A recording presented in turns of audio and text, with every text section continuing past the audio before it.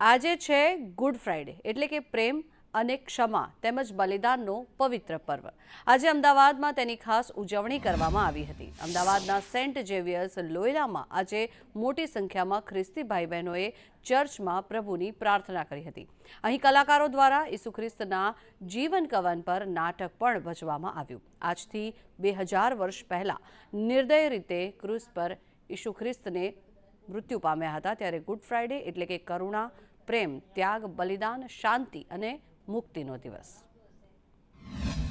આજના પવિત્ર દિવસે પ્રભુ ઈસુ ખ્રિસ્તે ક્રૂસની પીડા, ક્રૂસની વેદના ઉઠાવીને પોતાના પ્રાણ ઈશ્વરને સોંપી દીધા હતા।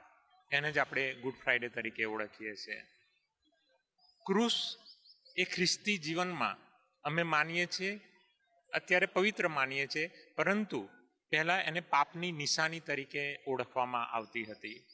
અને એવું અમારી શ્રદ્ધા છે, એવી અમારી આસ્થા છે કે પ્રભુ ઈસુએ જગતના પાપો પોતાના ક્રૂસ દ્વારા એમના માથે લઈ લીધા, એ દુઃખો સહન કર્યા, એ વેદના સહન કરી અને એ ક્રૂસ ઉપર પોતાના પ્રાણનો બલિદાન આપી દીધું અને એ દ્વારા તેમણે આખી માનવ જગતને પાપમાંથી મુક્તિ આપી અને આપણને પરમેશ્વર તરફ દોરી જાય છે।